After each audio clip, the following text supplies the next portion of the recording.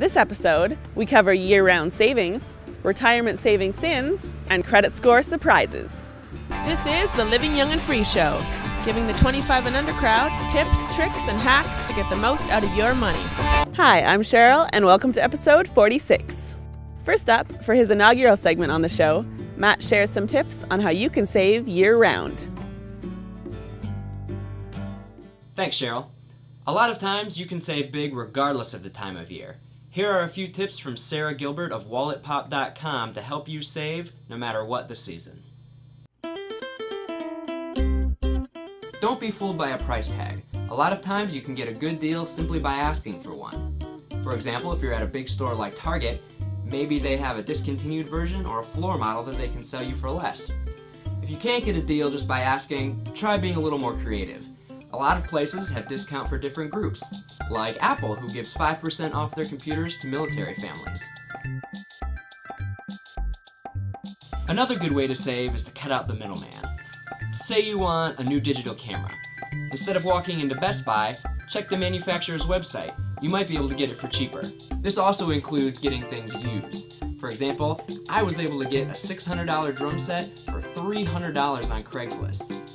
Just be creative.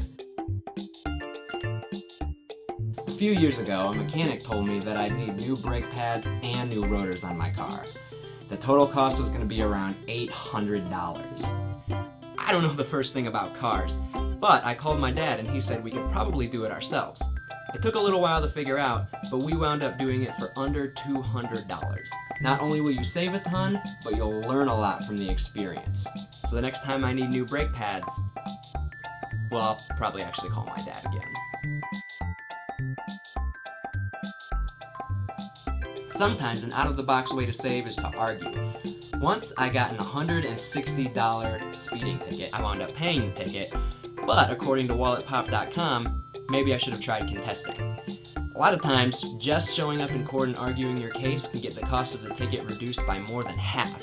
If you do wind up arguing to get a lower price on something though, always be kind and never whine. If you don't follow those rules, it could backfire big time. So really, the mentality of saving isn't something with a deadline. It's something that you can use all year long. Back to you, Cheryl. Thanks, Matt. Nice toque. Next up, we have Lee, who's going to share some retirement saving sins that you should avoid.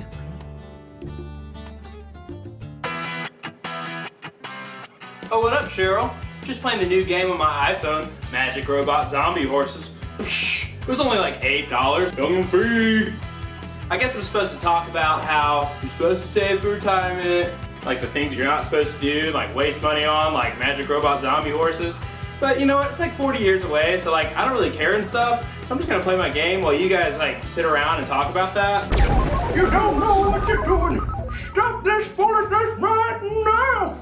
Well, who are you? Well, heck, I'm you! And I've come back in time to teach you about saving for retirement. Oh, really? You're me. Like I would be wearing some lame cheapo khakis with a hole in the back right pocket that can't hold change. Oh no. Well dude, why are you all broke and stuff? Like shouldn't you be at your retirement home on the beach, like flying around in your jetpack? A jetpack? We had to sell our jetpack in order to buy blood thinners. Heck, you didn't leave anything for me in my retirement age. Well, tell me something, man. Like, what do I need to be doing to save for retirement? Well, Sonny, that's just what I'm here to do. Now, you go over there and sit on the internet and read an article called The 7 Deadly Retirement Saving Sins on WalletPop.com, and I'll show you all the things that you need to avoid when saving for retirement. The #1 tip is don't turn your back on free money. If your company offers you a 401k matching program, then you need to take it. Heck, they're just giving it away. Another sin that you don't want to commit is treating your retirement savings like a piggy bank. Don't touch your retirement fund until you're old enough to retire. Also, don't forget you can't rely on Social Security. Social Security is not your retirement. It's an extra fund provided by the government to help you in your retirement age. In today's deficit crisis, Social Security is at risk and so is your safety. And one last thing my pappy always told me, don't put all your eggs in one basket. There are plenty of ways to save for retirement, and you don't need to keep just one. Now that you know how to save for retirement, I'm gonna go yell at the kids on our front lawn. You kids, get out of there! I tell you what, I'm gonna sneak out of. Wow. Lesson learned. Back to you, Cheryl. Thanks, Lee, and crazy old man Lee. I gotta go find that magic robot zombie horses game. Last up, for his inaugural segment on the show, Seth covers some credit score surprises that you should watch out for. Thanks, Cheryl. I'm Seth for Young and Free, Maine, and I'm here to talk to you about something that you might not have a firm grasp on just yet as an 18 to 25-year-old, and something that can definitely impact you in the future, and that's negatively affecting your credit score.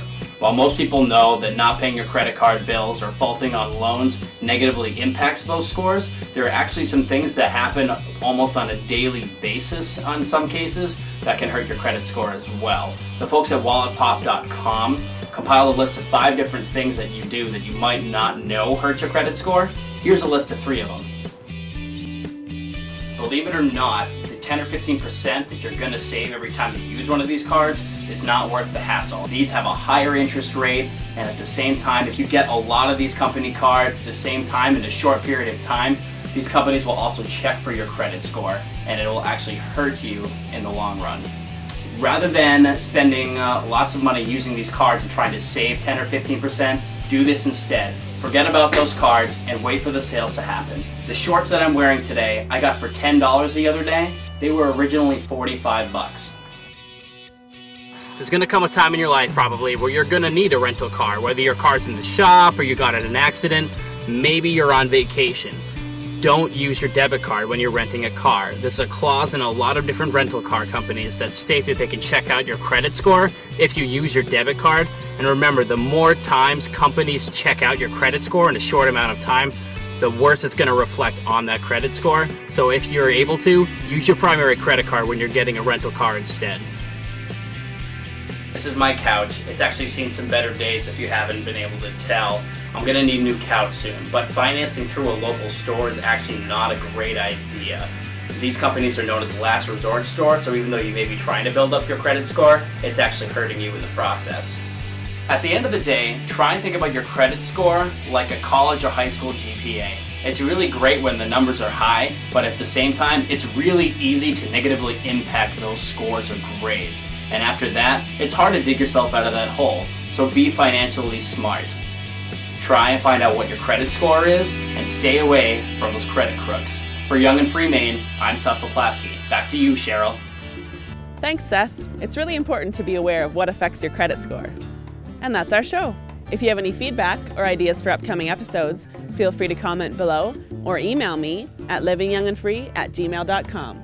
And be sure to join us next time for more great tips, tricks, and hacks on how to make the most of your money. Young and Free is a credit union movement that gives young people a voice, a head start, and useful information.